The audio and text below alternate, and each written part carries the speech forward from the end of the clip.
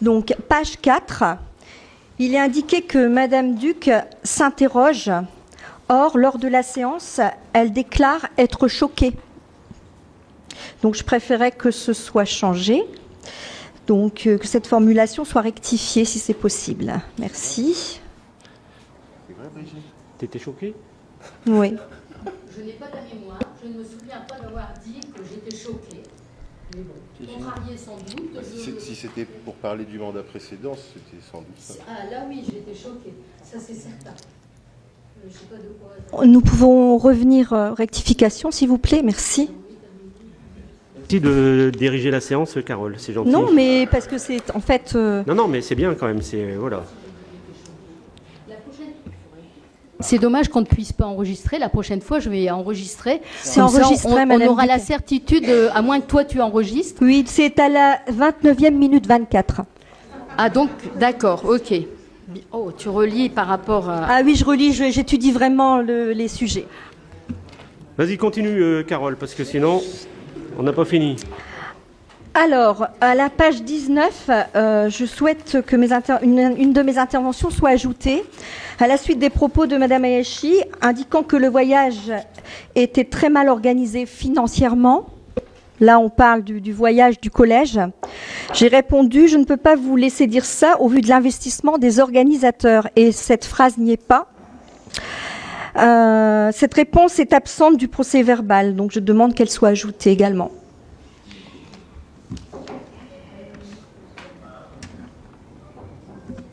Alors, je suis désolée, mais un procès verbal, c'est pas un simple compte-rendu. Il ne s'agit pas de polémiquer ici, mais le PV doit refléter fidèlement les échanges, surtout quand ils sont tendus. Donc on mettra la fois prochaine qu'il y avait un échange tendu pendant le moment de l'étude du compte-rendu. Non, on ne demande pas non plus d'interpréter. Ah, bah, je n'interprète pas, Carole. L'échange est tendu, là. Tu étais en train de chipoter sur tous les mots. Mais on mettra bien que tu ne peux pas laisser dire ça au regard de l'implication des organisateurs. Moi, Joël, si tu permets, j'aimerais avoir un petit mot concernant Carole. Concernant le CME, tu nous as demandé de laisser la parole et Joël a pris la décision, même si ça n'a pas plu à tout le monde, de te laisser la parole. Et du coup, je me suis aperçu que sur les réseaux, tu as même pas au moins remercié Joël de t'avoir laissé la parole. Ça m'a juste un peu embêté, c'est amical, pas plus. Voilà. Si, j'ai remercié. Franchement... Ah si. Non, tu peux le faire maintenant alors. Alors Joël, je te remercie. Mais de rien, Carole, c'est Ça me avec tenait plaisir. vraiment à cœur. Vas-y, tu continues, tu as encore d'autres Non, remarques ? j'ai terminé. Juste une chose, c'est que en fait, sur le site de la ville, les procès les procès-verbaux ne sont pas à jour depuis le mois de décembre. C'est juste des. Alors, s'il vous plaît, permettez-moi de parler. Merci. Je sais que mes interventions. S'il te plaît, Carole, Mais là, dans le genre, on te laisse quand même assez bien la parole. Non, mais c'est les soupirs, Monsieur le maire. C'est juste me laisser parler. Pendant quelques années, c'est-à-dire les 6 ans que j'ai passés, on nous a cloué le bec à chaque intervention. Madame Duc, vous n'allez pas parler encore du passé, je crois qu'il faut aller vers l'avant. Oui, mais hein, pendant 6 ans, ça ne vous a pas dérangé de nous attaquer avec le passé? Ça vous a marqué, hein? Tout à fait, ça m'a choqué. Marquer la ville. Ceci dit, tout cela étant dit, nous allons voter, à moins qu'il y ait d'autres. Bruno. Voilà, donc bonjour mesdames, messieurs. Donc concernant le procès verbal, effectivement, moi j'ai trouvé qu'il était très bien rédigé. Donc je remercie vraiment la personne qui l'a fait parce qu'elle a pris du temps. Et c'était bien, alors, voilà, j'ai trouvé que c'était très très bien mis. Peut-être un peu édulcoré, effectivement. Édulcoré, oui, c'est du vocabulaire, excusez-moi d'en avoir un peu. Par contre, il y a une grosse erreur, et c'est pour ça que je m'interroge personnellement sur le rôle du secrétaire de séance. Il y a une grosse erreur dessus, page 19, concernant le vote qui a quand même marqué la séance, le vote contre de Madame Hayashi, qui s'est transformé en décision, le Conseil adopte à l'unanimité. C'est page 19, donc je voudrais que ça soit corrigé quand même. Il y a une erreur dans le vote. Voilà. Ça me semblait important quand même. Un vote contre, c'est pas tous les jours. C'est vrai, Bruno, que c'était hyper important, ce vote. Et je vais t'expliquer pourquoi. Parce que, pour une fois, dans un conseil municipal, une conseillère municipale de la majorité a le droit de s'exprimer et de voter contre les autres, parce que c'est son avis. Et moi, je suis très fier de laisser voter mes conseillers municipaux comme ils l'entendent. Parce que je ne voudrais pas qu'ils soient frustrés, comme vous avez été frustrés, et vous avez quitté, soi-disant, la majorité, en restant dans la majorité, en gardant vos indemnités. Donc moi, je ne veux pas des conseillers frustrés. Et je remercie Fatima d'avoir voté comme ça, parce que c'était son fond intérieur. Donc pour moi, ce n'est pas un événement, c'est simplement un moment démocratique. Je sais que pour vous, la démocratie, c'est parfois difficile à comprendre.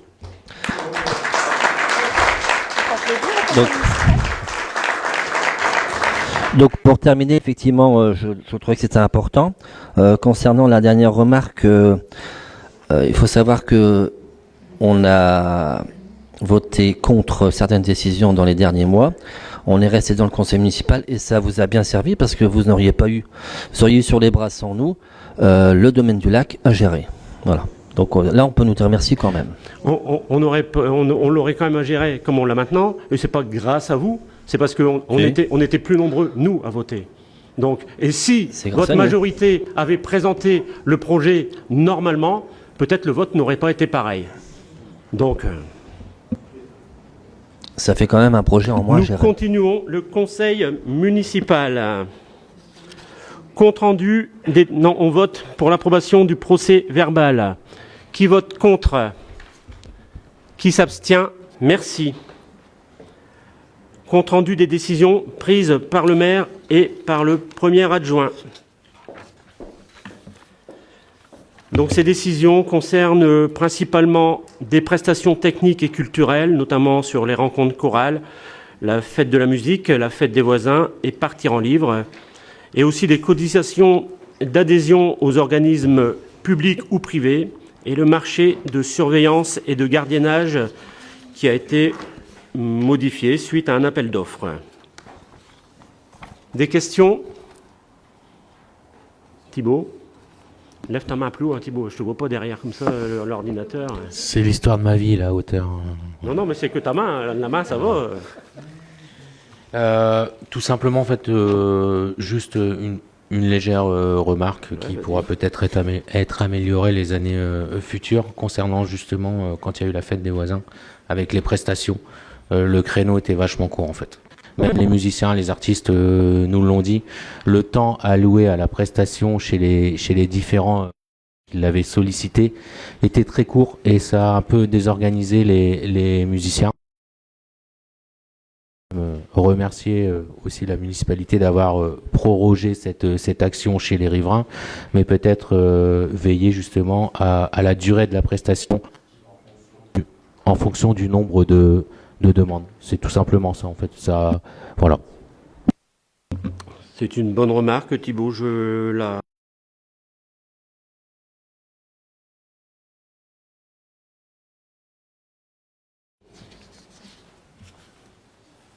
n'y a pas de vote dessus? Si. Non, il n'y a pas de vote sur ce...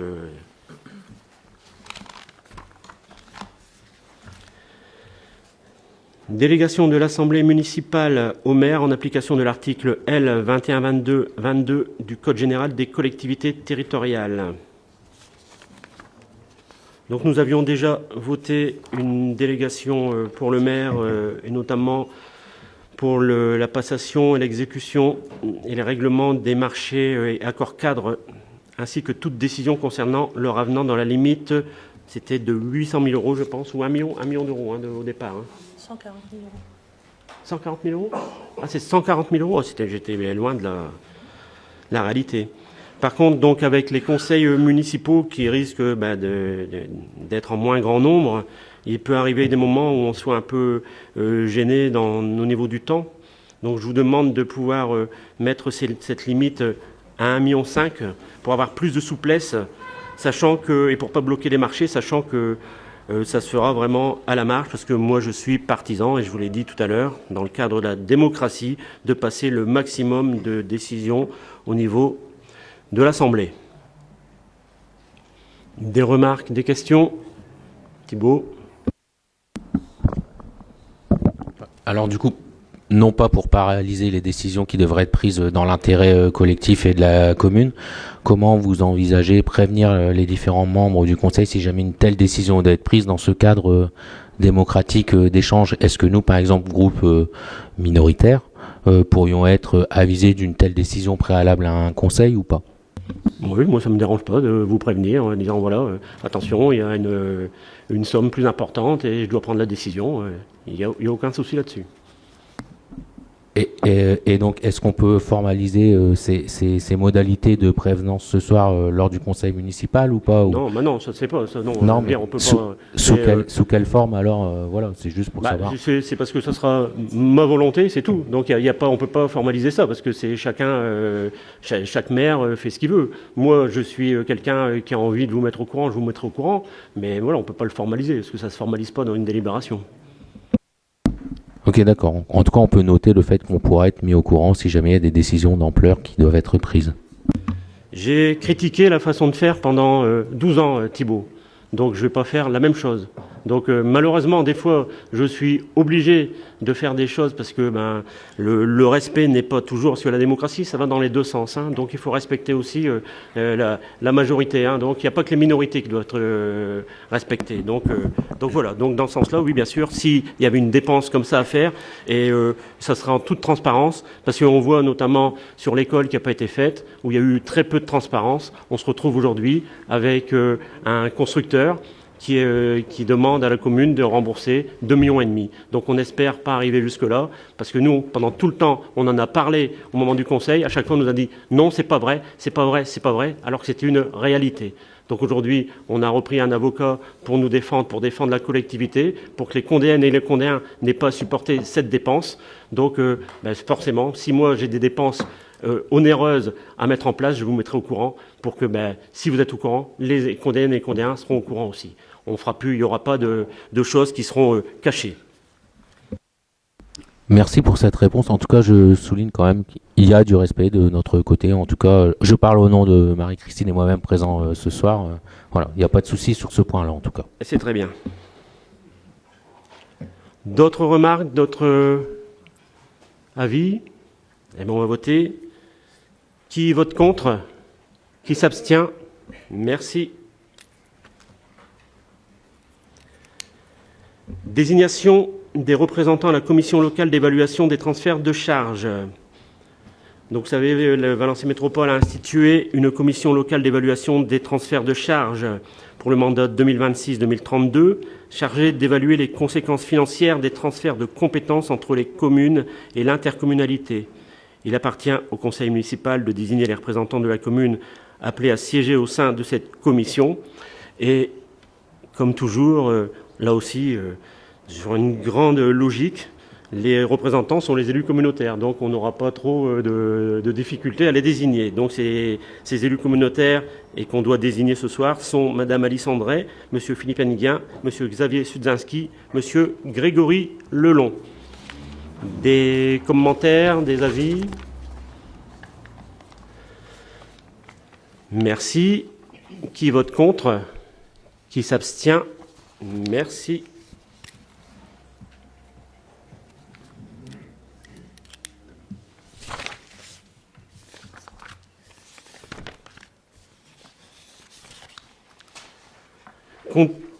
Conditions d'utilisation des véhicules communaux, remisage à domicile. Dans un souci de bonne gestion du parc automobile communal, il est proposé de supprimer les véhicules de fonction ainsi que le remisage permanent à domicile des véhicules de service. Le remisage à domicile ne pourra désormais être autorisé qu'en période d'astreinte ou à titre exceptionnel lorsque les nécessités de service le justifient. Des remarques, des questions? Thibault.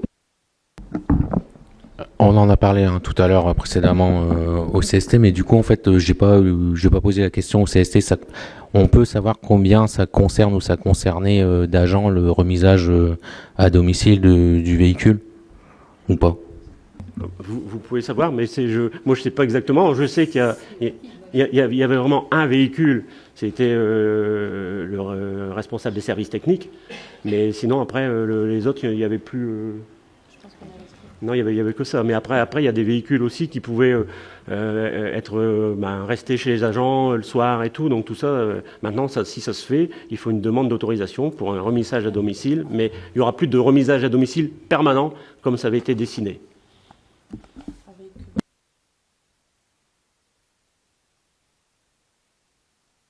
Donc il y avait des véhicules donc il y avait un véhicule qui n'était pas Floquéville et il y avait des véhicules Floquéville qui étaient à remisage. Donc voilà. Mais combien, je ne saurais pas te le dire, mais c'est surtout pour remettre une équité au niveau des services et des véhicules qui peuvent être utilisés. Et éviter des frais. Et surtout que, et j'en tiens pas rigueur aux responsables des services techniques, c'est parce qu'on lui avait promis une chose qui était légalement pas possible. Oui, du coup, ce fait-là, parce que, alors moi, j'ai pas tous les détails techniques puisque je ne participe pas je fais pas partie du service RH, ni maintenant, ni avant, mais ça risque pas il n'y a pas de problème s'il y avait eu un accord préalable et la rupture de cet accord-là, du coup, ça risque pas d'engager la responsabilité de la commune, c'est tout simplement ma question, en fait. Mais ça n'engage que la responsabilité de l'ancien maire. Parce qu'en fait, la loi s'applique, et la loi s'applique au-dessus des accords. C'était pour un véhicule.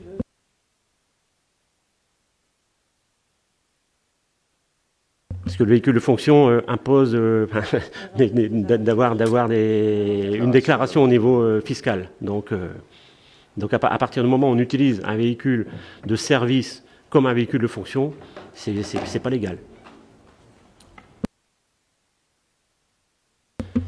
D'autres questions, d'autres remarques? Vas-y Thibault.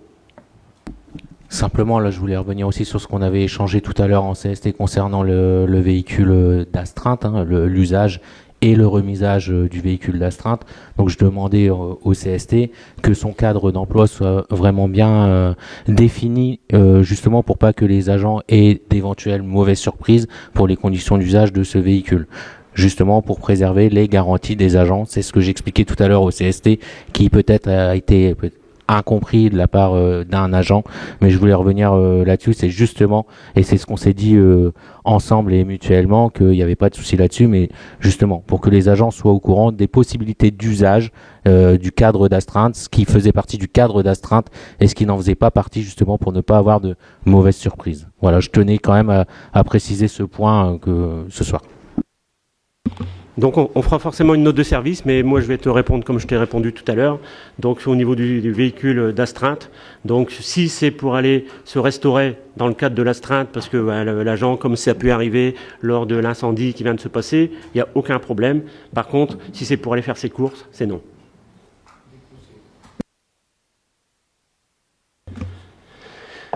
On va passer au vote. Qui vote contre? Qui s'abstient? Merci. Décision modificative numéro 2, Monsieur Rachka. Merci. Bonsoir. Nous avons donc adopté notre budget primitif le 23 avril. Puis nous avons voté une première décision modificative lors du conseil du 8 juin et second conseil, après ce vote du budget, nous vous proposons de voter une décision modificative numéro 2.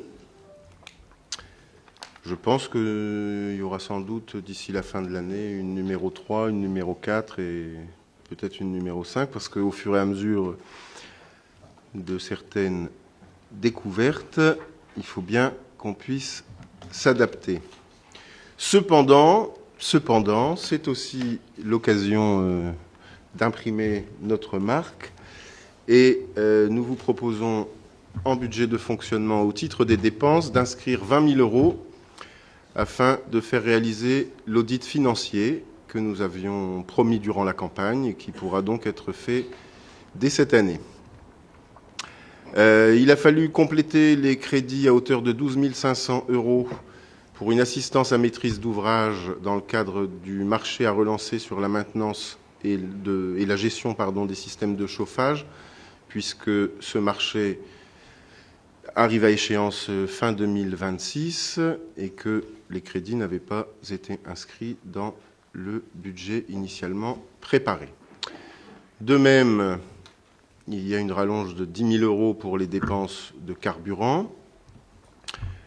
Alors, ça avait rebaissé un petit peu, puis là, c'est reparti à la hausse. Donc, on essaie de limiter au mieux. De la même manière, nous vous proposons d'inscrire pour un peu plus de 20 000 euros des crédits pour la remise en état partiel, en tout cas pour une mission de nettoyage et de vérification de nos caméras de vidéosurveillance, puisque l'état du système actuel laisse quand même largement à désirer. Notre adjoint à la sécurité est absent ce soir, mais il aurait pu nous en parler longuement. Il y a eu l'inscription de 8 000 euros aussi pour les écrans de retransmission des 2 matchs de la Coupe du Monde. Comme vous le savez, la finale n'a finalement pas été retransmise. Donc les crédits, là, nous seront en partie remboursés par le prestataire. Et ensuite, différents ajustements, en plus ou en moins, pour différents services qui ont souhaité réaffecter une partie de leurs crédits sur telle ligne plutôt que sur telle autre ligne budgétaire. Tout ceci est bien entendu financé. Oui, mais je le gardais pour la fin, parce que voilà, ces dépenses supplémentaires, il faut bien trouver... J'essaie de ne pas toujours respecter la délibération pour que ce soit un petit peu plus vivant. La preuve, ça fait réagir. Et donc, nous pouvons financer tout ceci, en particulier par les crédits qui étaient prévus pour les contes estivales, qui, bien évidemment, n'auront pas lieu, mais là aussi, nous l'avions annoncé pendant la campagne, et donc les crédits qui étaient prévus pour un montant de 67 100 euros. Alors ça, c'était pour les dépenses de fonctionnement, qui s'équilibrent donc avec les baisses de crédit. Pour la partie investissement, maintenant, nous avons en recette un complément de remboursement du FCTVA sur les investissements réalisés en 2026 pour un montant de 109 600 euros. Donc ce sont des recettes supplémentaires. Et en dépenses, nous avons commencé de remettre à jour un certain nombre de contrats de maintenance qui, depuis plusieurs années, sont arrêtés maintenant, et en particulier au niveau de la protection incendie. Et donc, il y a un renouvellement pour un montant de 10 000 euros d'extincteurs pour les bâtiments communaux. Il y a ensuite le solde de l'étude préopérationnelle de la requalification de la cité Cernay pour un montant de 20 000 euros qui est donc à régler à la communauté d'agglomération Valenciennes Métropole. Et enfin, et surtout, en dépenses, nous sommes contraints d'inscrire une dépense supplémentaire de 129 430 euros, puisque les dépenses engagées dans le cadre du projet de construction du groupe scolaire du centre, quai du Petit Rempart, donnaient droit à un remboursement de la TVA dans la mesure où il s'agissait d'un investissement, mais évidemment, comme il n'y a pas eu d'investissement, il faut rembourser le fonds de FCTVA qui a été perçu.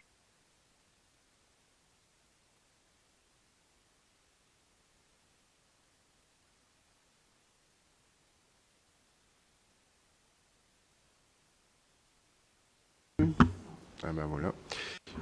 Et donc, pour équilibrer cette modification budgétaire en investissement, nous avons réduit les crédits qui étaient prévus pour l'installation de feux micro-régulés à l'intersection de la rue Sénéchal et de la route de Bon Secours. Projet que nous avions souhaité réétudier. Ça, on en avait déjà parlé dans le cadre, je crois même, du débat d'orientation budgétaire, puis du vote du budget. Mais projet qui donc, sera revu avec un autre système de sécurisation de ce carrefour, mais qui ne sera pas réalisé dans le courant de l'année 2026, qui nous permet donc de capter, on va dire, 51 180 euros de cette opération, qui seront bien entendu réinscrits au budget 2027, dans la mesure où c'est une opération qui est financée par une subvention du département pour laquelle il faudra bien entendu réaliser un investissement en conséquence. Voilà, est-ce que vous avez des questions? Oui, Thibault. Est-ce que la réinscription budgétaire de l'abandon du projet des feux tricolores, c'est une réinscription qui va être reversée dans le budget Wari ou alors à l'échelle globale des crédits communaux? À partir du moment où c'est une opération qui est donc subventionnée par le département, il faudra qu'elle apparaisse comme telle au budget. Voilà. On n'a pas supprimé la ligne, hein, mais je pense que de mémoire, il y avait 80 000 euros d'inscrits, donc il reste 29 ou 28 800 euros de disponibles. Mais voilà. Et comme le projet de feu micro-régulé n'est pas la solution qui nous semble la plus adaptée, on discutera d'autres choses et en fonction de tout ça, on adaptera les crédits. Cette autre chose, ça sera aussi pour la sécurité Oui, sur cette route. Hein, donc il n'y a pas de... Est-ce que c'est une opération qui sera aussi éligible au dispositif SRDA, à SRDA justement, ou étant donné que c'est sur la départementale, est-ce que... On va rencontrer le département, mais on pense que oui. En fait, pour tout dire, c'est avec la possibilité maintenant de peut-être installer des radars par les collectivités. Donc on est en train de réfléchir pour voir si on ne pourrait pas faire ça, qui s'avère très utile du côté belge, quand on descend la côte de Montsecours, côté belge. Donc voilà, malheureusement, il faut souvent passer par là pour réduire la vitesse. D'autres interventions? Carole? Oui, donc j'aimerais revenir à l'audit. Est-ce que vous savez quand vous aurez les résultats, à peu près quand vous pouvez situer à peu près après les vacances, je suppose, après combien de temps ça prend? Alors, d'abord, il faut que les crédits soient approuvés pour qu'on puisse le lancer. On est effectivement là à la période estivale, donc on a une quinzaine de jours pour lancer les choses. Il faut leur laisser le temps de pouvoir travailler et d'examiner les éléments. Donc je pense que oui, à l'automne, on aura quand même déjà des informations qui pourront nous être livrées et qui vous seront bien entendu communiquées. Sachant que malheureusement, des informations, on en a déjà, qui ne sont pas forcément bonnes. Carole? Une petite question sur les comptes estivales. Donc ça a été acté budgétairement, donc là, sa suppression. Est-ce que vous envisagez un autre format d'animation ou vous n'êtes pas encore en réflexion ou... Pour l'année prochaine, oui. Et vous avez eu une petite... un préambule ce week-end. Donc on restera sur une organisation de médiéval qu'on est déjà en train de préparer en recherchant des financements. Et pourquoi pas en travaillant, parce qu'ils sont tout à fait partants, avec nos voisins belges, d'un côté Perouet, de l'autre côté de Bernissart, sachant qu'il y a des possibilités peut-être sur des projets culturels d'aller chercher des fonds au niveau des crédits européens.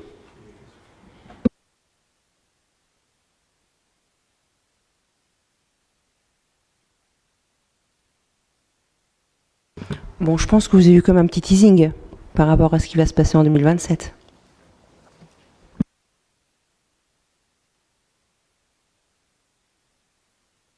Voilà, vous avez eu un teasing d'Alice, donc la prochaine fois, elle fera une plus grande intervention.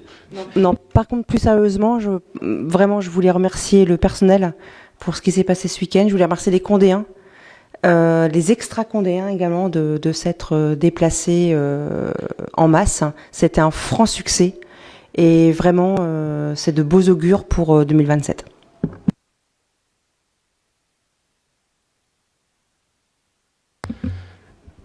Merci Alice, et c'est vrai que tu as bien fait de préciser ça. Ça a été vraiment un travail, et je l'ai dit tout à l'heure, au niveau du CST, il y a vraiment eu un travail qui s'est fait entre les différents services, et tout le monde, ils se sont tous bien entendus, et ça s'est ressenti sur le terrain, et il y avait vraiment une ambiance hyper agréable. C'était vraiment un bon week-end festif et estival, parce que on se sentait en vacances. Thibaut?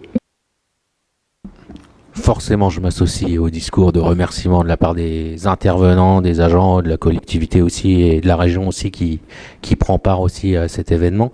À plus courte échéance, est-ce que vous pouvez dire s'il y a maintien de certaines festivités d'ici la fin, notamment la braderie? J'ai du mal le micro. Tu parles en sténo Ouais, vous m'entendez là ou pas? Est-ce qu'à plus courte échéance, vous pouvez nous dire, sans faire de teasing, Alice, s'il y a maintien de la brocante, de la fête foraine et éventuellement du marché de Noël? Alors, peut-être pas le format, mais au moins l'événement. Est-ce que ces événements seront maintenus ou pas? Parce qu'on est questionné à droite à gauche, même si on est qu'au mois d'août, mais dans quelques temps, on va déjà parler de Noël, donc voilà. Bah, on va essayer non seulement de maintenir, mais surtout d'améliorer. Parce qu'on s'est rendu compte que ces dernières années, aussi bien la braderie que le marché de Noël avaient perdu un peu de leur superbe. Donc on va essayer de faire un petit peu mieux pour que nos habitants soient satisfaits. Mais bien sûr qu'on va continuer, c'est des moments importants, sachant que moi, personnellement, sans engager les autres collectivités, mais j'aimerais bien discuter avec nos voisins, aussi bien de Fresnes que de Vieux-Condé, peut-être d'une organisation commune en tournant sur les communes tous les ans, notamment sur le marché de Noël, qui pourrait être un peu plus intéressante pour les habitants du pays de Condé. Mais ça, c'est que mon avis personnel. J'en ai pas encore discuté avec ni la maire de Fresnes, ni avec le maire de Vieux-Condé. Mais on avait réussi au moment, il n'y a pas si longtemps que ça, de la libération de Condé, de faire une manifestation commune, et ça avait vraiment eu beaucoup de cachets, donc il n'y a pas de raison que ça ne fonctionne pas pour le reste. Et puis parce que ensemble, on sera forcément plus fort et on sera mieux armé pour satisfaire la population.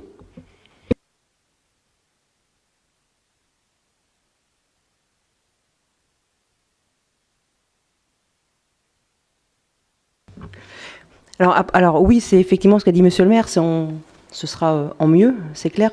Par contre, moi, je serais complètement ravie de vous voir aux cérémonies. Comme ça, vous pourrez vraiment voir ce qu'on est capable de faire. On y est. En tout cas, voilà. Tu parles toujours en sténo. Voilà. Donc, en général, pour ma part, moi j'assiste aux cérémonies. Malheureusement, j'ai eu quelques difficultés personnelles qui ne m'ont pas permis d'y assister, mais c'est prévu d'y assister. Je suis là, on va pas polémiquer là maintenant, mais voilà. Tu parles de toi, moi je parle de ton groupe.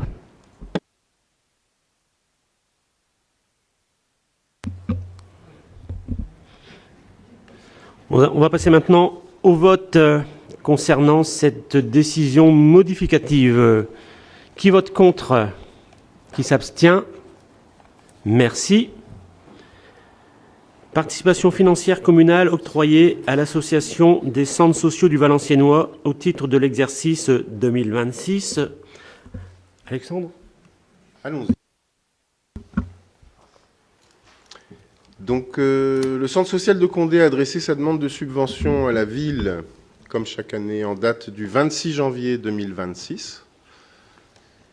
Et cette demande s'était perdue dans les méandres des couloirs de l'hôtel de ville. Le vote retardé du budget a fait que déjà on était arrivé en avril. Et pour tout dire, comme les crédits étaient quand même prévus au titre des participations diverses de la ville, nous pensions que les choses étaient en ordre. Ça n'était pas le cas. Nous réparons donc aujourd'hui bien tardivement et nous nous en excusons auprès du centre social qui va, si vous acceptez de voter cette participation, mais je n'en doute pas, qui va toucher donc cette participation fin juillet, c'est-à-dire au bout de 7 mois, alors que donc l'année est bien entamée. Voilà, et je voudrais souligner que pour 2026, comme depuis au moins 5 ou 6 ans, le centre social malgré les désengagements de ces divers financeurs, fait en sorte de ne pas demander une participation plus importante d'année en année à la ville. Le total de ces participations sur les différentes actions que je pense tout le monde connaît maintenant s'élève à 114 423 €.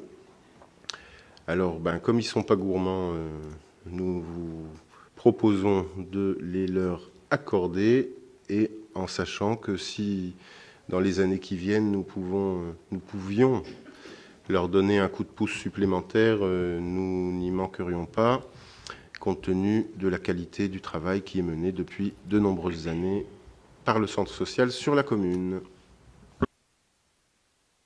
Des interventions? T'es pas obligé, Thibault, hein. Je te sens... deux petites alors. Hein.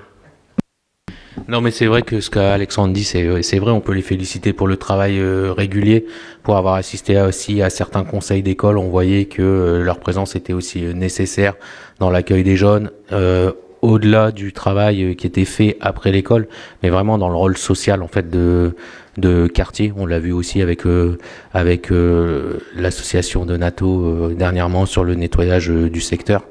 Donc voilà, on s'associe à la majorité, en tout cas, pour les remercier et les féliciter. Merci. D'autres interventions? Qui vote contre? Qui s'abstient? Merci. Demande de subvention au titre de la DPV 2026 pour la création d'une salle de danse quartier du hameau de Macou. C'est même pas le quartier du hameau de Macou, c'est le quartier de Macou. Donc, comme vous le savez, le quartier du Coq est en pleine restructuration, sauf que au moment des décisions, on a oublié que dans les écoles, donc les deux bâtiments de l'école primaire et le bâtiment de l'école maternelle, il y avait des associations très dynamiques qui fonctionnaient, et les décideurs de l'époque et encore de maintenant au niveau de la CAVM ont oublié de prendre en compte ces associations et leur fonctionnement, et ont décidé la démolition des deux bars de l'école primaire et de l'école maternelle, sans se soucier où iraient les associations après cette démolition. Donc on a rencontré Valenciennes Métropole, ils ont compris le problème, ils ont pour le moment suspendu les démolitions. Par contre, ça ne pourra pas durer éternellement.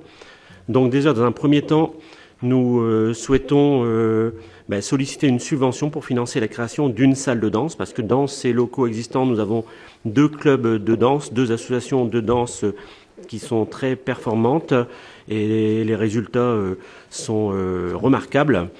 Donc nous souhaitons création d'une salle de danse par réhabilitation de locaux communaux en remplacement d'un équipement voué à démolition, je vous le disais en préambule, dans le cadre du NPRU. Il est proposé de solliciter une aide de 360 000 €, soit 80% du coût prévisionnel de l'opération, estimé à 450 000 € hors taxe. Donc voilà, donc cette réhabilitation, ça se ferait dans les 2 salles se trouvant en face du château de Lorette. Donc Thibault a sollicité des documents que nous lui avons transmis. Donc voilà encore une fois un exemple de ce qu'on souhaite faire. Donc et au moins tu as eu les informations en temps. Et si Carole les souhaite, on lui enverra aussi. Voilà.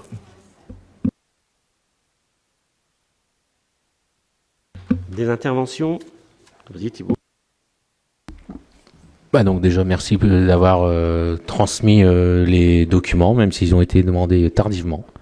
Donc je remercie les services qui ont fait l'effort de me les envoyer le samedi matin.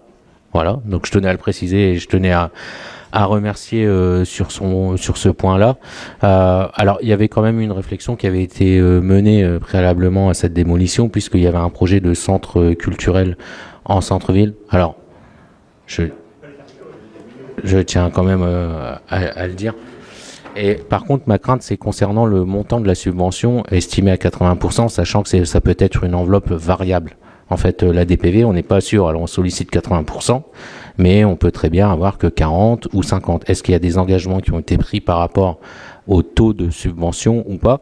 Et est-ce qu'on aura la capacité financière à réaliser cette réhabilitation si jamais on n'obtient pas la totalité de la DPV sollicitée?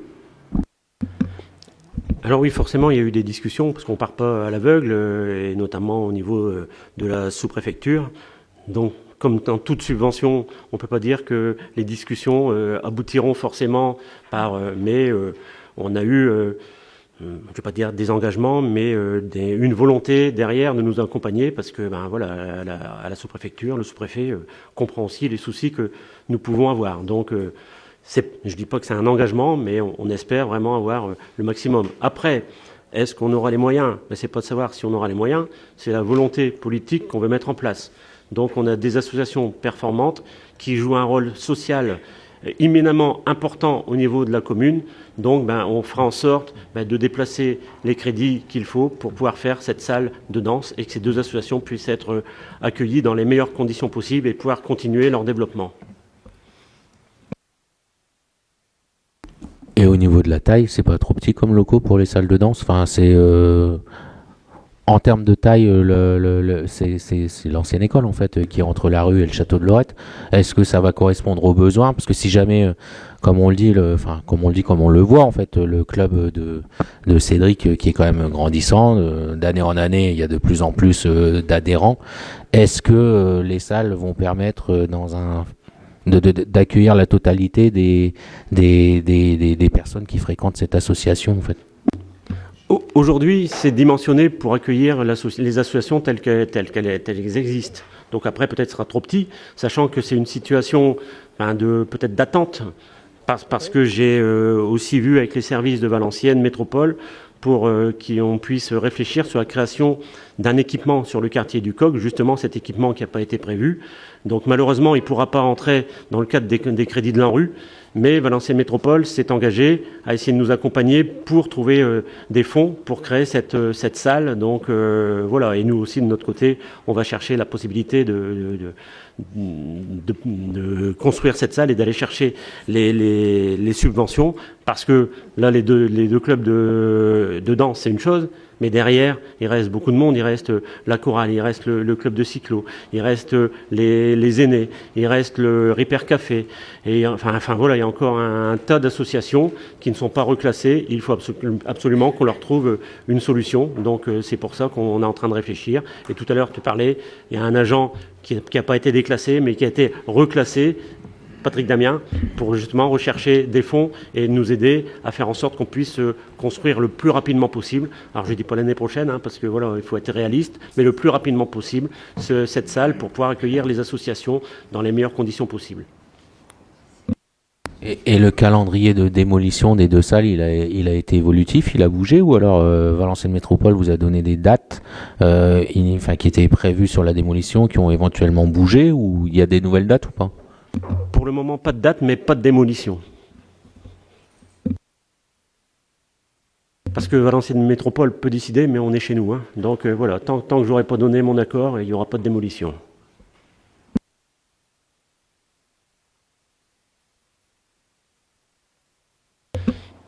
Carole? Oui, bien sûr, nous voterons pour les demandes de subvention. De toute façon, c'est toujours quelque chose de très bénéfique pour la ville. Et puis, faut aller les chercher, donc c'est bien.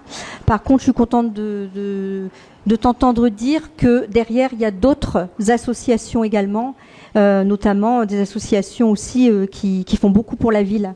Donc voilà, moi, alors là, la subvention, il n'y a pas de souci, je voterai pour, mais après le projet, on verra votre réflexion et ce qui sera fait pour les autres associations également.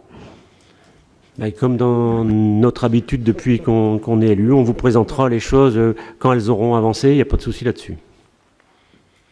D'autres interventions? Bruno? Oui, ça va un peu dans le même sens, effectivement, le reclassement de ces associations qui sont un peu, qui vont se retrouver à la rue. Effectivement, moi je me posais la question de savoir qu'est-ce qui vous a poussé à privilégier un projet pour les deux associations de danse et plutôt que les autres, la chorale, choses comme ça. Est-ce que c'est le nombre? Parce que on doit retenir quand même le fait qu'il y a une des associations pour laquelle vous avez un conseiller municipal qui est non mais on doit le préciser. Je le précise, c'est pas une critique, mais ça simplement c'est souligné. Ah non, je fais pas partie. Ah, ça doit être ça. Il y a longtemps. Ouais. Parce que forcément, ça va remonter cette information. Oui, mais c'est pas voilà, en fait, c'est les deux associations qui sont engagées dans des concours, c'est les seules associations. Les autres associations ne sont pas forcément engagées dans des concours. En compétition. En compétition et tout. Donc il faut absolument qu'on leur trouve une solution le plus rapidement possible. Mais comme j'ai dit, c'est pas la panacée. Et puis les locaux se prêtent à ça dans un premier temps parce que voilà, c'est pas trop haut, ça peut aller pour la danse et tout. Donc c'est pour ça. Mais ça n'a rien à voir avec le conseiller municipal. Enfin, franchement, à un moment. Et puis. Le problème, c'est qu'on ne peut pas lui faire un procès de s'occuper d'une association et de la faire tourner comme elle tourne, d'accueillir les jeunes et les moins jeunes, et puis d'amener des Condéens à un haut niveau de compétition. Enfin, à un moment, il faut arrêter. Non, mais c'était simplement non, mais ça, on est reparti. On est reparti. On parlait tout à l'heure en début de conseil avec. C'était avant. Enfin, voilà. On va pas revenir avant, mais vous m'avez quand même. Saoulé pendant 12 ans, alors pas vous parce que vous n'étiez pas là, mais pendant 12 ans en disant c'est la faute de l'ancienne municipalité, donc voilà, on va pas recommencer à ces petits chipotages de rien du tout. Donc là voilà, si on a décidé de mettre les clubs de danse, de trouver une solution plus rapide pour les clubs de danse, c'est parce qu'ils sont engagés, eux, dans des compétitions, c'est tout. C'est ce que je voulais entendre, c'est parfait. Alors, moi je peux me permettre Juste pour compléter, les associations de danse qui sont actuellement au COQ sont les deux seules qui ont besoin d'une salle spécifique, avec un parquet de danse, etc. Les autres associations peuvent plus facilement être relogées dans des locaux qui n'ont pas besoin nécessairement d'aménagement particulier. La chorale n'a jamais, même si peut-être ce serait son souhait, mais n'a jamais répété dans un auditorium avec une acoustique adaptée.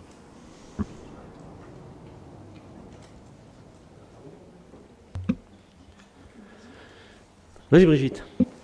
Alors moi, je voudrais faire une petite remarque par rapport à l'intervention de Monsieur Biadala. Ça me fait penser votre remarque me fait penser à une petite réflexion que vous m'aviez faite à l'époque. Quand j'ai arrêté le club de judo, vous m'aviez dit « votre règne est terminé ». Alors je pense que si c'est votre volonté de saquer un peu, excusez le terme, l'association de Cédric, je pense qu'il est en pleine extension et que c'est pas la peine de lui couper l'herbe sous le pied et que c'est très bien comme ça. Juste pour répondre, à l'époque, c'était une question de créneau. Quand j'ai dit cette expression-là, c'est parce que vous ne vouliez pas lâcher de créneau à d'autres associations qui en avaient besoin. Là, c'est vous qui étiez au niveau de la réunion des créneaux. Nous allons voter sur cette demande de subvention. Qui vote contre? Qui s'abstient? Merci. Tarification des accueils périscolaires, extrascolaires et de la crèche. Madame Sol. Bonsoir à toutes et à tous. La délibération a pour objet de fixer les nouveaux tarifs applicables aux services d'accueil de la petite enfance et de l'enfance. L'objectif est de garantir un service public de qualité, accessible à toutes les familles, tout en appliquant une tarification plus juste, fondée sur le quotient familial. Cette grille tarifaire repose sur 4 tranches de quotient familial. Elle permet de prendre en compte les ressources de chaque foyer afin que chacun participe selon ses capacités tout en assurant la pérennité de nos services. Alors, les tarifs concernent l'accueil périscolaire du matin et du soir, la pause méridienne avec des tarifs différenciés pour les enfants condéens et les enfants extérieurs à la commune. Et là, on a ajouté aussi, pour les enfants bénéficiant d'un projet d'accueil individualisé prescrit par le médecin pour la poursuite de la scolarité en milieu ordinaire, ceux qui rapportent un repas. L'accueil du mercredi, les accueils de loisirs pendant les vacances scolaires, avec des tarifs adaptés selon la durée de l'accueil et du lieu de résidence des familles. Enfin, la crèche dont les tarifs restent calculés conformément au barème national fixé par la CAF. Le quotient familial retenu sera celui communiqué par la CAF ou à défaut calculé à partir des justificatifs transmis par les familles. Il sera actualisé chaque année. Il est également prévu que les familles qui ne fournissent pas les justificatifs nécessaires se voient appliquer le tarif plafond. Par ailleurs, afin d'améliorer l'organisation des services et de responsabiliser chacun, une pénalité de 5 € sera appliquée en cas de retard répété lors de la récupération des enfants après un premier avertissement écrit. Enfin, les tarifs pourront être révisés chaque année par délibération du conseil municipal. L'ensemble de ces dispositions entrera en vigueur à compter du 1er septembre 2026. Merci Rosalba. Des questions, des remarques? Merci. Qui vote contre? Qui s'abstient? Merci. Occupation de l'espace PMI par le département du Nord. Ludivine?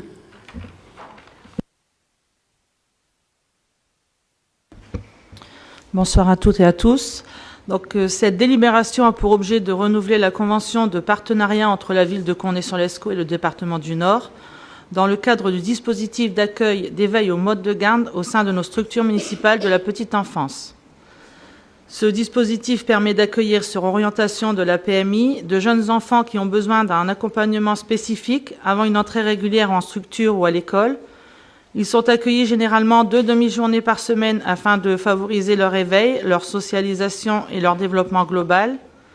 Au-delà de l'accompagnement des enfants, ce dispositif constitue également un soutien important pour les familles grâce à un travail conjoint entre les équipes de la petite enfance et les professionnels de la PMI. Cette action s'inscrit pleinement dans notre politique de prévention précoce, de soutien à la parentalité et d'égalité d'accès au mode d'accueil. Elle renforce également le partenariat de qualité que nous entretenons avec le département du Nord. Il est donc proposé au conseil municipal d'approuver le renouvellement de cette convention et d'autoriser monsieur le maire à la signer afin de poursuivre ce dispositif au bénéfice des jeunes enfants et de leurs familles.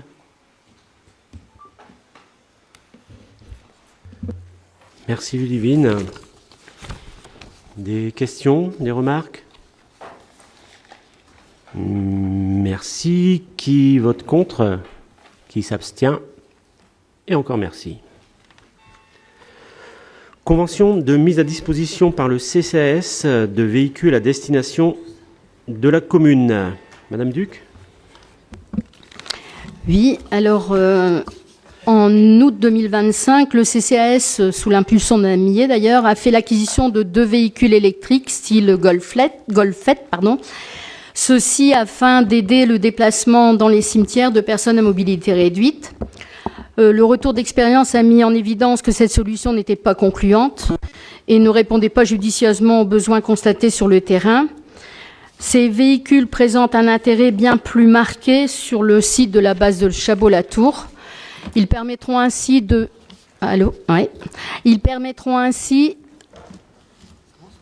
faciliter les déplacements des agents dans l'enceinte du site, d'améliorer les interventions d'exploitation, d'entretien et de surveillance, et contribueront à augmenter les services rendus aux usagers.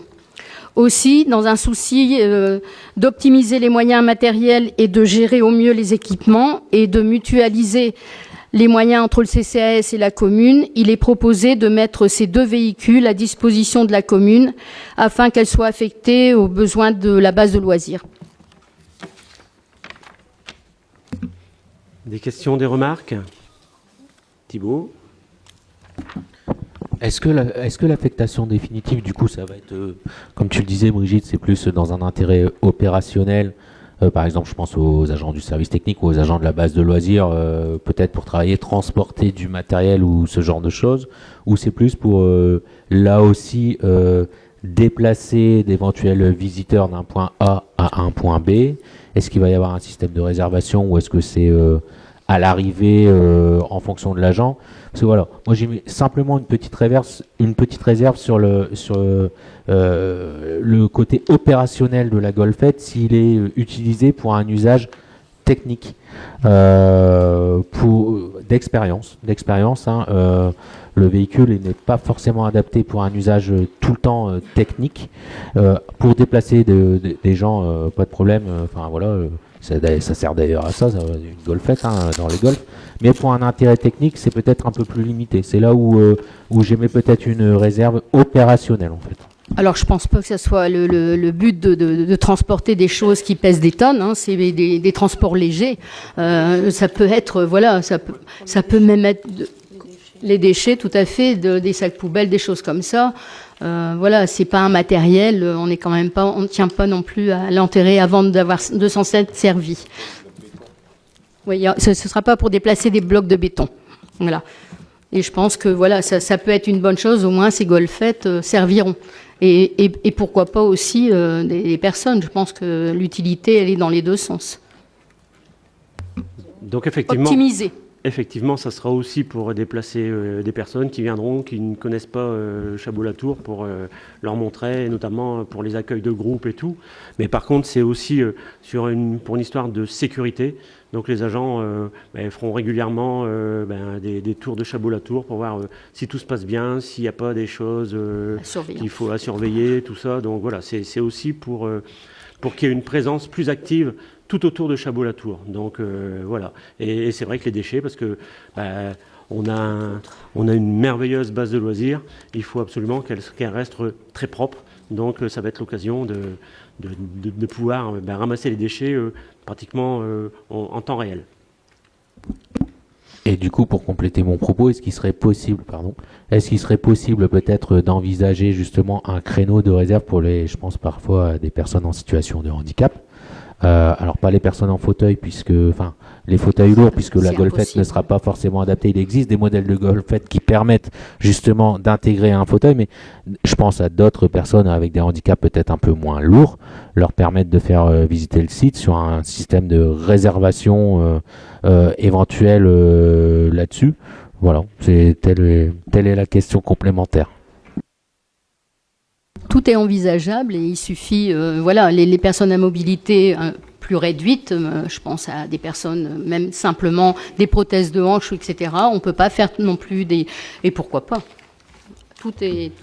Une réflexion est en cours avec, on a mis une adjointe référente sur la base de loisirs, donc elle est en train de travailler dans ce sens-là avec une équipe qu'on est en train de reformer sur la base de loisirs. Carole, à ton tour. Oui. Alors moi au début en commission on en a discuté, j'avais quelques doutes et puis pour finir je comprends bien le choix d'utiliser ces véhicules à la base de loisirs. J'y adhère. Toutefois, j'aimerais quand même donner une petite précision. Ces voiturettes avaient été acquises, donc vous le savez, pour répondre à un besoin identifié. Ce n'était pas moi qui étais à la base de ces Golfettes, c'était le CCAS. Je l'ai appris fin août, en fait, qu'elles étaient là.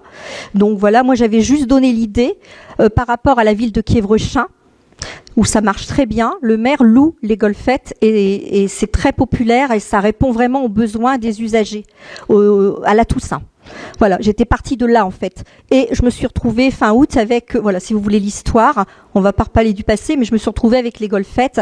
Et donc, en septembre, on nous a donné l'organisation, parce que j'étais référente des cimetières, et je n'ai pas eu le temps de mettre en œuvre. Donc quand on dit dans la délibération un intérêt opérationnel plus important, que ça a été à peine constaté sur le terrain, non, vous pouvez pas dire ça parce qu'en fait on l'a pas fait du tout. Ça n'a pas été testé du tout. Donc voilà, j'avais demandé que ce soit opérationnel à la Toussaint et en fait il pleuvait à verse, les voitures étaient en train de moisir sous la pluie.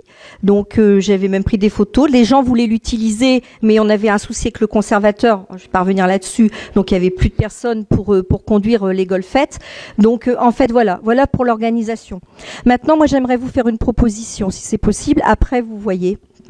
Voilà, vous savez que la base de loisirs ne fonctionne plus vraiment donc à l'hiver. Donc les golfettes vont pas forcément fonctionner à l'hiver.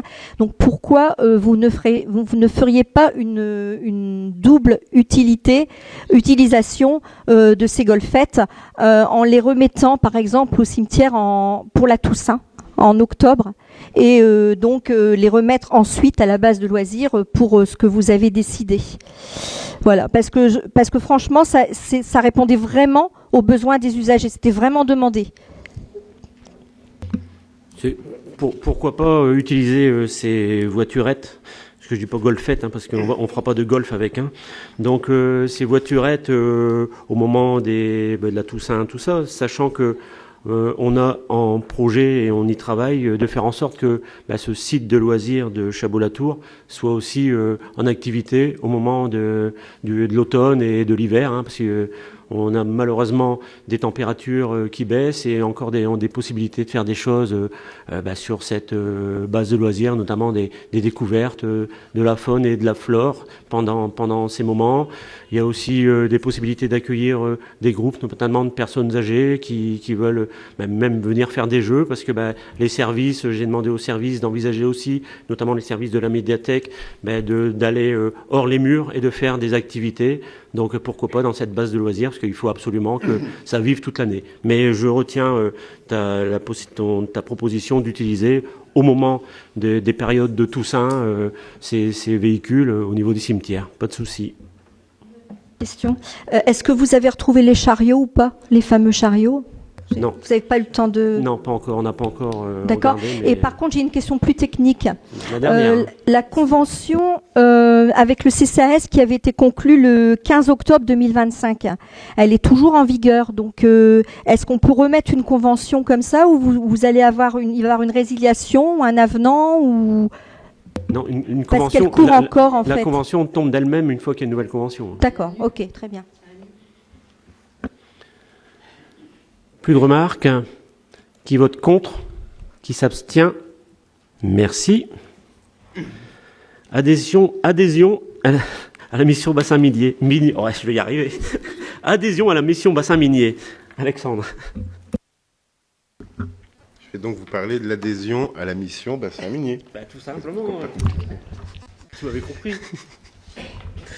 La mission bassin minier, qui est une association qui existe depuis 2000, qui a été créée par l'État, la région Nord-Pas-de-Calais, les deux départements du Nord et du Pas-de-Calais, l'association des communes minières, ainsi que les différentes intercommunalités qui venaient de voir le jour en 2000. Qui est avant tout donc une équipe, qui rassemble une équipe surtout d'ingénierie qui vise la valorisation de notre bassin minier. La logique de départ, c'était d'accompagner la transition après l'exploitation minière et de voir comment on pouvait redonner un nouveau développement à notre bassin minier. Alors la mission bassin minier, je vous l'ai dit, c'est surtout une structure d'ingénierie qui accompagne vraiment tous les projets liés au bassin minier, que ce soit les requalifications des cités minières, que ce soit les problématiques liées à la santé, etc. Enfin, voilà. Mais aussi, et y compris le tourisme, c'est l'association qui a porté le projet de classement, de labellisation.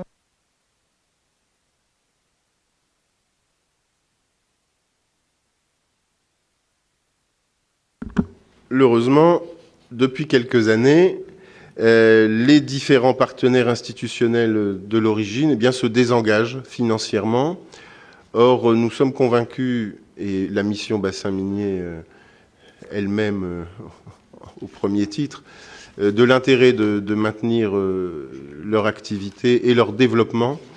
Et ils ont, au printemps dernier, proposé aux villes du bassin minier de rejoindre l'association en devenant membre à part entière, avec bien entendu le versement d'une cotisation annuelle qui est fixée à 1 000 €. Le montant de la cotisation dépend de la taille de la ville adhérente. Et donc, il nous a semblé utile, dans le cadre de l'engagement pour le renouveau du bassin minier, mais aussi dans le cadre de l'étude qui est menée pour faire de Condé et du site de Chabot-Latour le sixième grand site du bassin minier UNESCO, eh bien de rejoindre leur dynamique, de les soutenir et de nous adjoindre leurs compétences qui n'ont plus à être prouvées depuis maintenant plus de 25 ans. Des questions, des remarques? Qui vote contre? Qui s'abstient? Merci.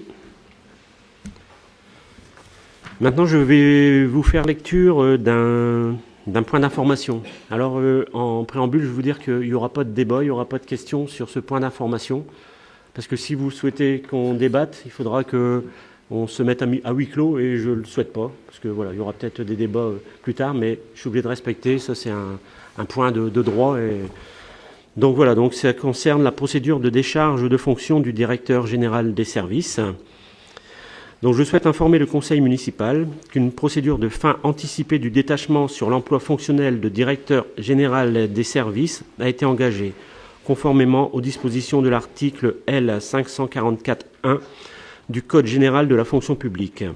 Cette procédure a été motivée par le constat d'une dégradation du climat managéral au sein des services municipaux, marqué notamment par des difficultés persistantes dans les relations de travail, la circulation et la transmission des informations, ainsi que dans les modalités de pilotage des équipes de direction. Cette information est portée à la connaissance du conseil municipal dans le respect des droits de l'intéressé et des règles de confidentialité applicables aux situations individuelles.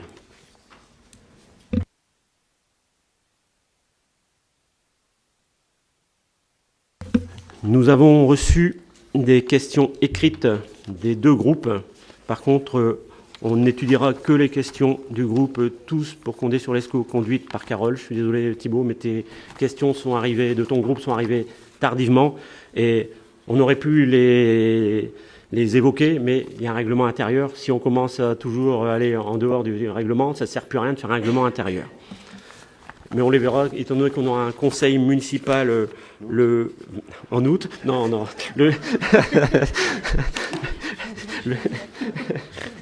24 septembre 2026, donc ça sera pas très loin. Première question. Depuis le début de mandat, plusieurs évolutions semblent être intervenues dans l'organisation des services municipaux. Pourriez-vous présenter au conseil municipal le nouvel organigramme des services ou quand sera-t-il disponible, ainsi que les principales modifications intervenues depuis avril? Donc, je l'avais dit, je commence à le faire, j'ai pas fini parce que la situation telle que nous avons récupéré la commune était assez compliquée et a pris beaucoup de temps. Donc, jusqu'à présent, 2 pôles ont été revus. Et donc, c'est ce que je vais vous parler maintenant. Je présenterai au conseil municipal le nouvel organigramme quand il sera prêt. Donc, même si j'en suis pas obligé, mais je le ferai. Et donc, il y a eu ces 2 pôles qui ont été revus. Comme j'ai dit tout à l'heure en CST, on a travaillé avec les services, suivant leurs propositions, en grande transparence. Et si il y a des soucis d'ajustement, on les fera parce que, en fait, moi, j'ai envie que les agents soient non seulement efficaces pour rendre le meilleur service public, mais j'ai aussi envie qu'ils viennent travailler dans les meilleures conditions possibles. Donc, nous avons effectivement engagé la modification et l'organisation des services afin d'améliorer leur fonctionnement et de répondre aux besoins des usagers. L'organigramme de ces services a été présenté tout à l'heure en CST et les autres viendront à partir du mois de septembre afin d'intégrer l'ensemble des évolutions et donc, comme je vous ai dit tout à l'heure, je présenterai au conseil municipal quand tout sera terminé et validé par les instances du personnel. Donc les principales évolutions concernent notamment le renforcement de certaines missions, une clarification des responsabilités hiérarchiques et une réorganisation de plusieurs services afin de gagner en efficacité et en transversalité. Je vous accorde à chacun une question si vous souhaitez poser une question sur ce que je viens de vous dire.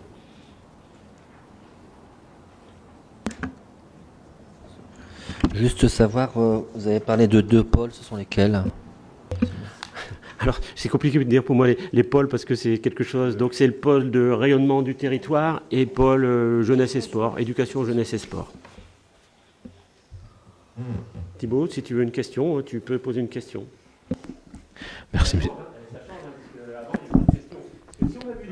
On a vu des questions pendant les questions écrites.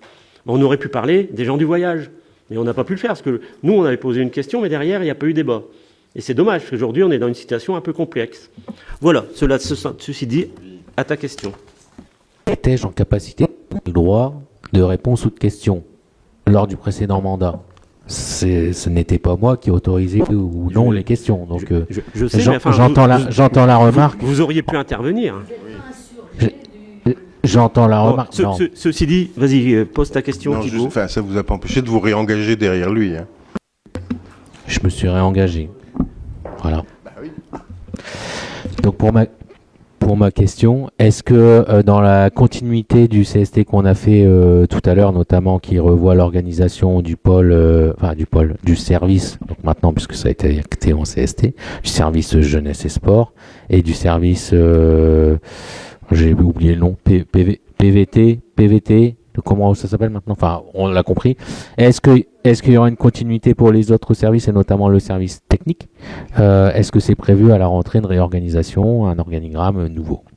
Je l'ai dit, tous les services, tous les pôles, mais bon, maintenant on sait très bien que le service technique est redevenu service technique dans la tête des agents mais aussi de la population. Donc oui, tout va être revu. Et j'ai oublié de vous dire que on avait discuté aussi avec un service important au niveau de la commune, c'est le CCAS. Et franchement, là, il n'y a pas eu grand-chose à faire parce que c'est une gestion nickel, sans pression sur les agents. Les agents sont heureux d'y être et font un travail superbe. Donc voilà, quand il n'y a rien à faire, c'est encore mieux. Deuxième question. La commune fonctionne aujourd'hui avec une directrice générale des services par intérim. Pouvez-vous préciser les modalités de cette organisation ainsi que les perspectives envisagées pour la direction générale des services? Donc à ce jour, les fonctions de directrice générale des services sont assurées à titre intérimaire par ma voisine afin de garantir la continuité du fonctionnement de l'administration communale. Cette organisation permet d'assurer l'ensemble des missions relevant de la direction générale dans l'attente des décisions qui seront prises concernant l'organisation pérenne de cette fonction. Lorsqu'une décision aura été arrêtée, le conseil municipal en sera naturellement informé. Et je voudrais vous dire que moi je suis très heureux d'avoir à mes côtés Nadia, qui heureusement était là quand on a été installé, parce que le directeur général des services n'avait pas, lui, l'intention de nous accompagner, notamment dans la mise en place des conseils municipaux. Donc Nadia fait depuis ce temps-là un travail, alors avant elle faisait certainement du travail, mais depuis qu'on est là, on peut s'en rendre compte, mais un travail remarquable, et je suis très heureux de l'avoir nommé DGS par intérim, et pour la suite... on verra, mais aujourd'hui, je vis au jour le jour, on a une directrice générale des services par intérim qui est non seulement très efficace, mais aussi à l'écoute des agents et des élus. Une question chacun, si vous souhaitez.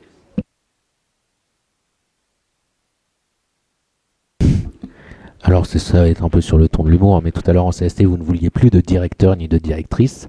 Va-t-elle conserver le titre de directrice générale des services techniques ou coordinatrice générale des services techniques? Elle n'est pas au service technique, mais oui, forcément, parce que ça c'est une obligation, c'est une mission qui est comme ça.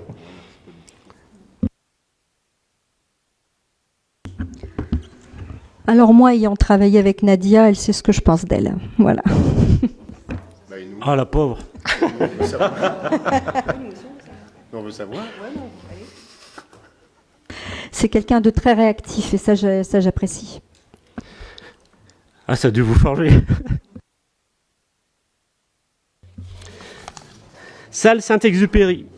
Ah là là, cette salle Saint-Exupéry. C'est gentil de nous rappeler tout ça. Pouvez-vous nous faire un point sur la salle des sports Saint-Exupéry? Non, je ne peux pas vous faire un point, parce que c'est trop compliqué. Donc voilà. Aujourd'hui, on a relancé des études et donc on n'a aucune conclusion définitive.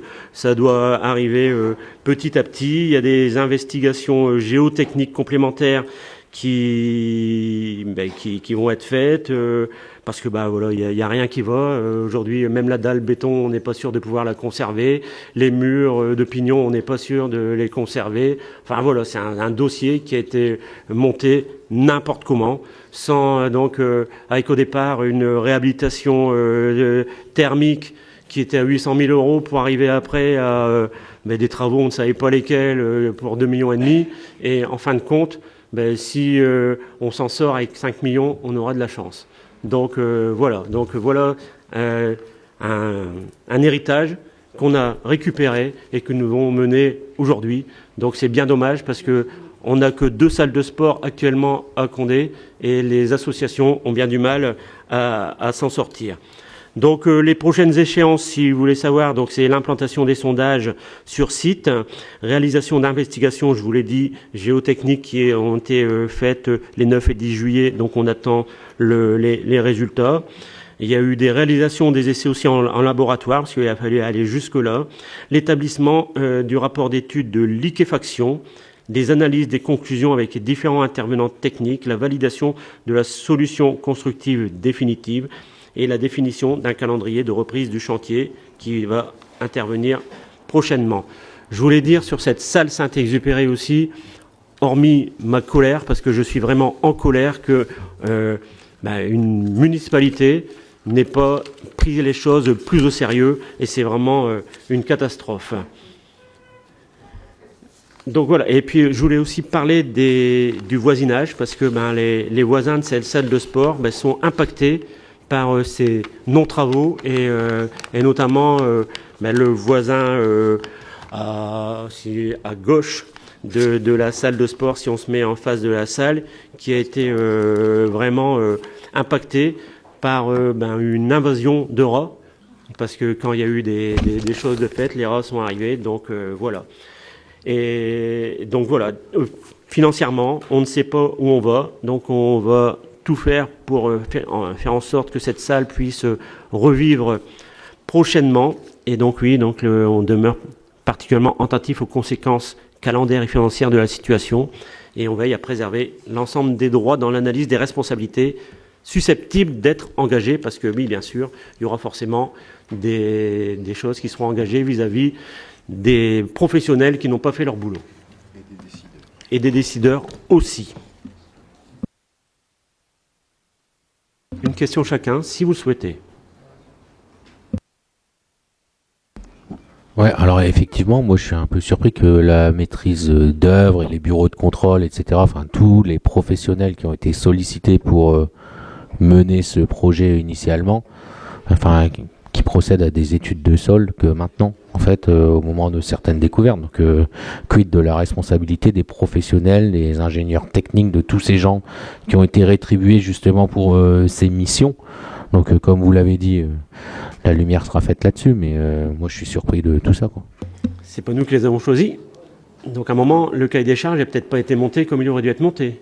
Parce que nous, on n'était pas élus de 2 jours, qu'on a été sur place, et donc ils attendaient la charpente qui est posée sur des plots. Ils n'avaient même pas calculé le fait de savoir si les plots seraient en capacité d'accueillir la nouvelle charpente. Donc, franchement, c'était un travail fait n'importe comment. C'est franchement il faut savoir quand même que c'est 1 000 euros par jour le fait de tenir les pignons jusqu'à présent. Donc c'est énorme. Tout ça, toutes ces dépenses, elles n'étaient pas prévisibles en amont. Et il y a quand même des professionnels. Non, mais t'étais adjoint aux travaux. J'étais adjoint aux travaux, mais je suis pas une assistance de la maîtrise d'ouvrage. Je suis pas un maître d'œuvre, en fait. Tu es plus à même de me dire comment ça s'est passé à ce temps-là, parce que nous, on arrive avec une situation catastrophique. C'est pas nous qui. Nous, on a été convoqués aux réunions de chantier, donc sûrement que vous y étiez aussi. Jamais. Non, pas en fait à cette périodicité, en fait, puisque les problèmes sont apparus en fin de mandat, les gros problèmes, en fait. Ah oui, parce que vous avez tout lancé la dernière.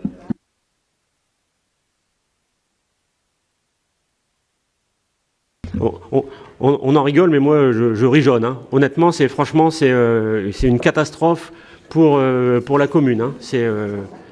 Et honnêtement, nous, on va essayer de faire le maximum, mais c'est compliqué. Hein.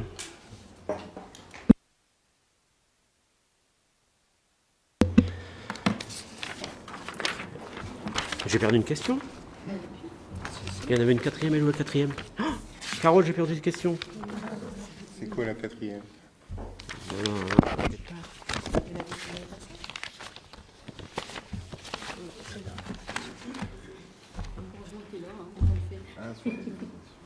Ah, là voilà. Nous avons constaté que les délégations présentées sur le site internet de la ville semblent différer de celles publiées dans le magazine municipal. Pouvez-vous nous indiquer si certaines délégations ont été modifiées depuis leur adoption et le cas échéant, à quelle date? Effectivement, des délégations ont été modifiées. Il s'agit de M. Sudzinski, conseiller délégué au projet européen, M. Lassen Boudjoudi, conseiller délégué au conseil local de développement. Ah, merci. M. André Lagache, conseiller délégué à la dépendance et à l'autonomie, Mme Cathy Landragin, Cathy, conseillère déléguée à la parentalité en milieu scolaire. Donc les informations figurant sur les différents supports de communication peuvent parfois connaître un léger décalage de mise à jour.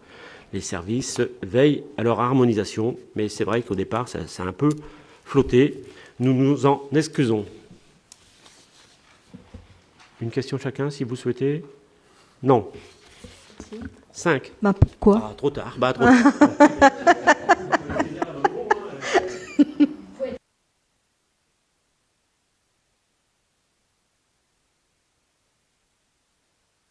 Pourquoi? Pourquoi elles ont été changées, elles ont été modifiées? Parce qu'on a envie. D'accord, ok. Parce qu'on leur a demandé. C'est votre choix. Donc comme ça, il doit y avoir un arrêté ou non? Ça a été fait, tout a été fait dans les normes. À force de travailler en groupe et en équipe, on s'est rendu compte qu'il fallait affiner. Pourriez-vous rappeler les différentes représentations de la commune au sein des organismes liés à Valenciennes Métropole et Valenciennes Métropole, liés à Valenciennes Métropole et à Valenciennes Métropole, notamment au CIMOV et au CIAVED, ainsi que les élus qui y siègent. Donc le CIMOV et le CIAVED siège Xavier Sudzinski. Pour les autres instances, un tableau récapitulatif vous a été envoyé fin avril. Question? Est-ce que vous avez engagé des actions avec la Saviette pour les poubelles du centre ça en est où en fait?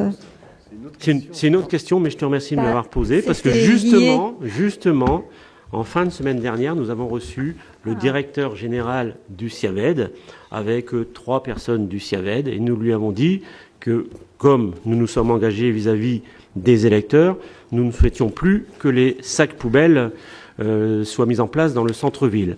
Donc ils ont pris acte. Pour eux, il n'y a pas de souci là-dessus, parce que voilà, on leur a imposé des choses. Eux, ils n'étaient pas forcément partisans de mettre des sacs poubelles au centre-ville.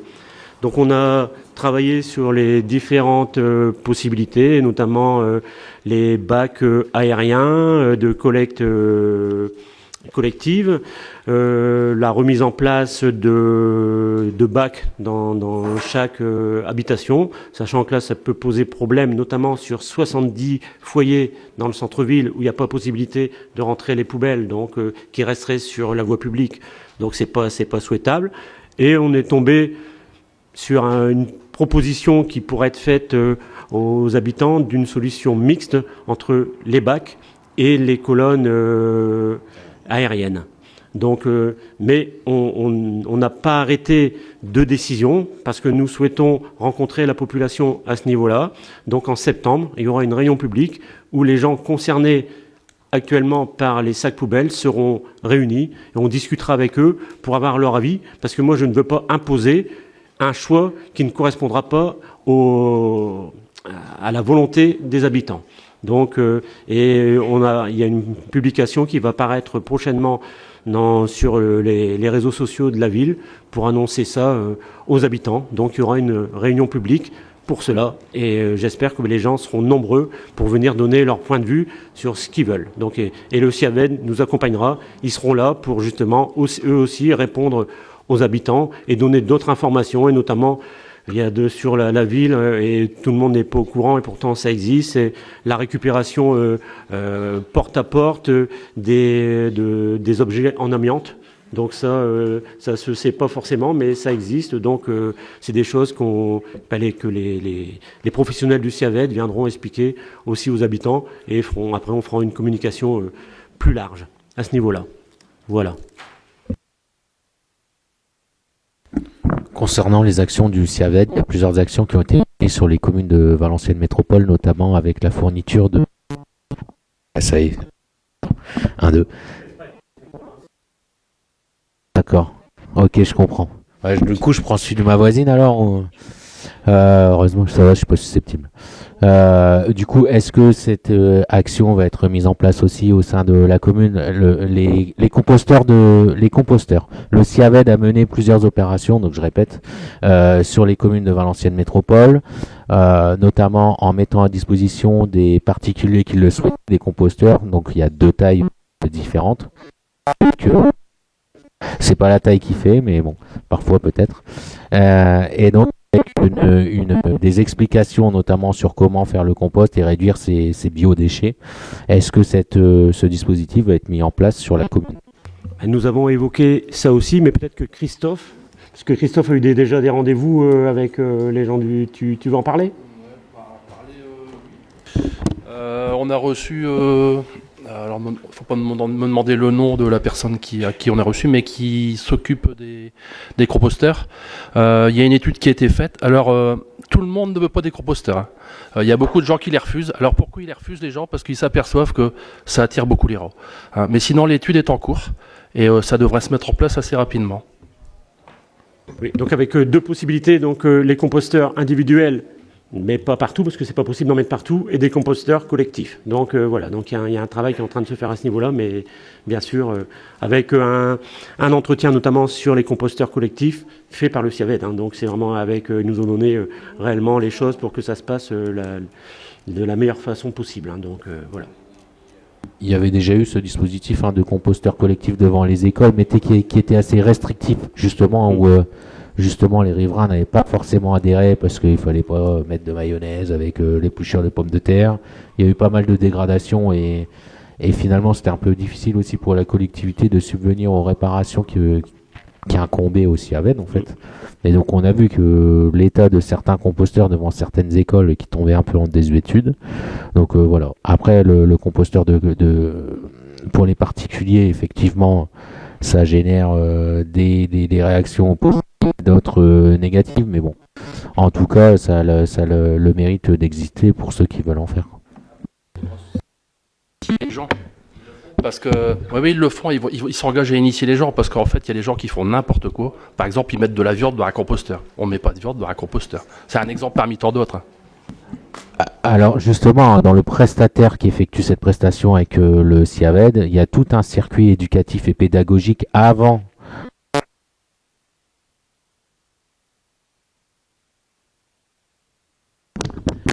de mettre à disposition ce composteur. Justement, il y a tout un parcours pédagogique et qui, pour le coup, est bien fait pour l'avoir vécu et organisé ailleurs. Donc là aussi, il y aura une communication qui va partir prochainement sur ces composteurs, et pas seulement, aussi sur l'amiante, enfin, sur tous les services que le CIAVED met en place.